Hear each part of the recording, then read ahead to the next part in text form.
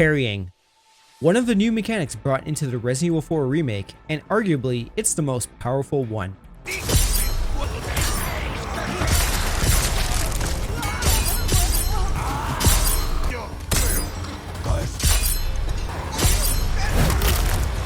Parrying involves the act of stopping an incoming attack to prevent any damage to Leon's health bar.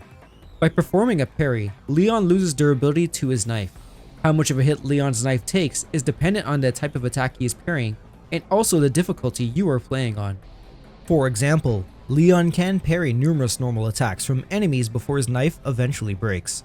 This amount, however, can change if he tries to parry attacks that would instantly kill him, since he will take a much bigger hit of his knife durability.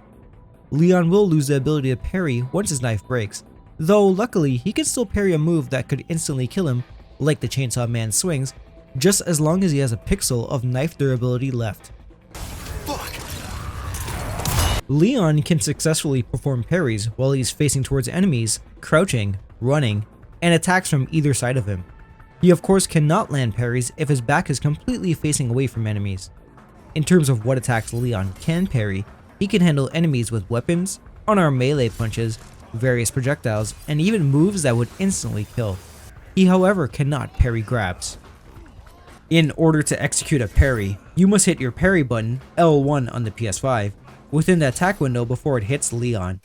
You can see the attack window by looking at your HUD in the bottom right corner. Whenever the button appears, you have to input your parry within that time frame. The duration of this window is quite generous.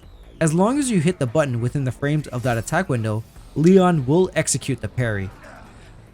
Within the game controls, you also have the option of turning on your shoot or knife attack button, R2 on the PS5, into your parry button. Even with this turned on, you can still use your regular parry input.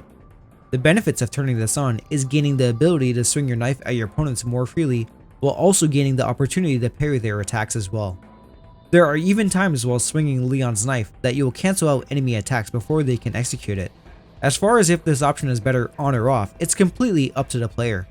Personally, I leave it off, as I feel it gives me more freedom over when I parry, and I'm far more consistent with my execution. While normal parrying feels great, Leon can also perform perfect parries. The main difference between a normal parry and a perfect parry is the advantageous state that perfect parries leave Leon in whenever he lands them. Though keep in mind that both parries consume the same amount of knife durability. In order to land a perfect parry, you must hit the parry button within a few frames before the enemy's attack connects with Leon. If you hit the button too soon, you'll perform a regular parry. If you hit it too late, then Leon will get hit. If Leon does land a perfect parry, he will temporarily stagger the enemy, allowing him to follow up with a melee attack or anything else he chooses to. In order to tell the difference between if Leon landed a normal or perfect parry, you can tell by a few key details.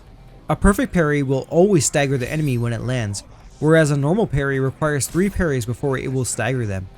Leon also takes a step backwards when landing a normal parry, versus him standing his ground when he performs a perfect parry. There is also a difference that can be made in the sound effect between the two parries.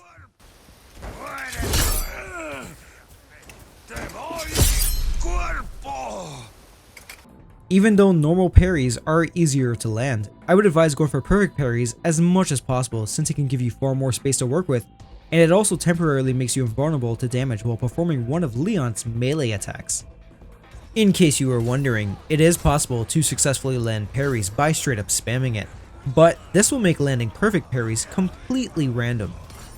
Finally, the keys to mastering parrying involves learning enemies' attack timings and how you position Leon. Since there's enemies that can do fake attacks to keep you guessing, the time required in order to master parrying will vary. At the end of the day, you will mess up a ton, but the reward when you master it is worth it. Hopefully this video helped you out with parrying, and you stay tuned for more RE4 Remake content. Thanks for watching, and I'll catch you in the next one.